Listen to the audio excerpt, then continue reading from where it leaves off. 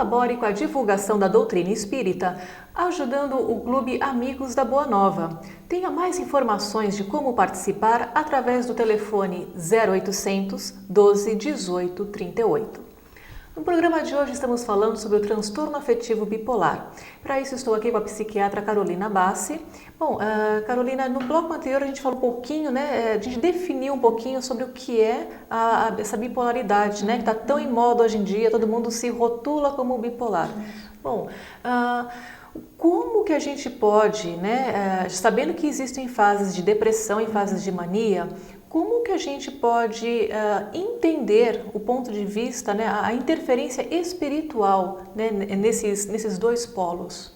A gente sabe assim, né, o que a gente tem recebido de informações também do plano espiritual e os próprios livros que têm trazido também a doutrina, né, é que o transtorno bipolar ele tem um componente, vamos dizer, espiritual mesmo, né, de lesão perispiritual. Então existe, aliás, como todos os transtornos psiquiátricos mais graves, né, existe já uma lesão aí, uma lesão às leis divinas, né, e isso vai ocasionar lesões perispirituais, né, e isso vai trazer lesões para o corpo físico, né. Então existe assim, muita gente acha porque o transtorno é psiquiátrico que não existe lesão, né? Que não existe nada orgânico. Na verdade, existe uma alteração funcional de como o cérebro funciona, né? Certo. Bom, existe algum exame que possa, né, diagnosticar a bipolaridade, alguma ressonância? Não, na verdade, nenhum diagnóstico psiquiátrico se faz através de exame. Seria tudo através, né, de uma conversa mesmo com o Isso, psiquiatra? através de uma avaliação psiquiátrica, de uma consulta, né, de um exame psíquico, que é o que a gente chama, né? E muitas vezes não adianta em uma consulta. Por isso que é importante o acompanhamento, né? A pessoa tem que acompanhar, né, com o médico, porque às vezes naquele dia você não está com aqueles sintomas. Ou você vai ter uma crise, o mesmo médico vai te ver. Esse negócio de ficar indo cada dia num médico diferente, você nunca vai ter um diagnóstico, né? É porque são realidades diferentes, exatamente, né? Sim, como o instrumento do psiquiatra é a pessoa, é o exame psíquico, né? Então é importante que tenha esse acompanhamento. Certo.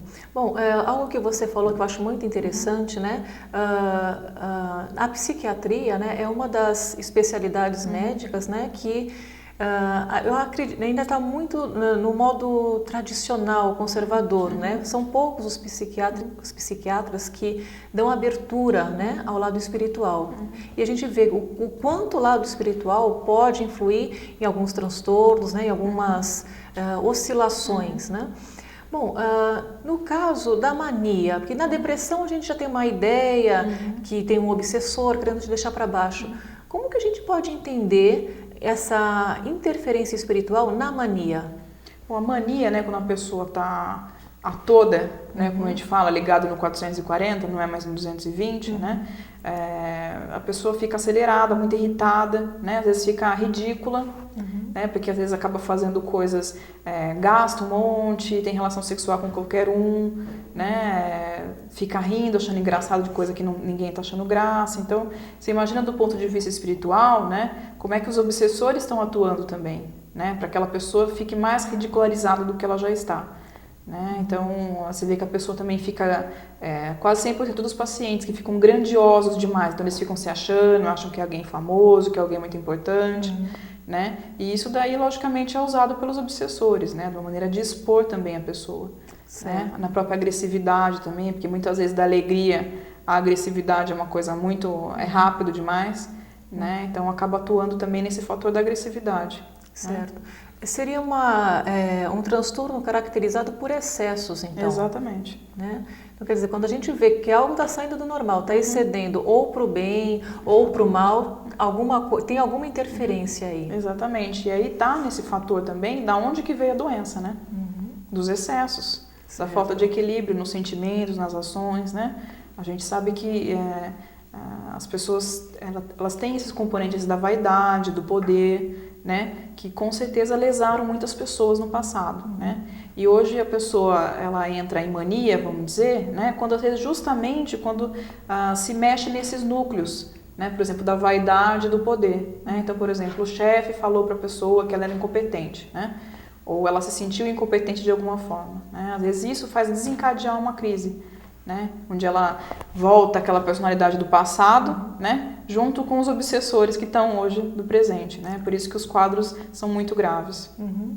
E são quadros até repetitivos, né? Porque a pessoa não consegue se dissociar, né, de reflexos, né, do passado, né? Sim, é muito difícil, né? Você de repente chegar nessa vida e é outra pessoa. Você não é outra pessoa, você, né, é uma outra. Lógico que você está sendo uma outra evolução que você está, mas o seu passado está ali, né? A gente não apaga com uma borracha, ainda mais quando a gente teve lesões tão graves aos outros, né? E às vezes até a gente mesmo. Marcados, né, no nosso perispírito. Exatamente, né? fica marcado no perispírito. Tá certo. Bom, doutora Carolina, a gente vai continuar então falando um pouquinho mais, né, sobre o transtorno bipolar no nosso próximo bloco. Voltamos já já.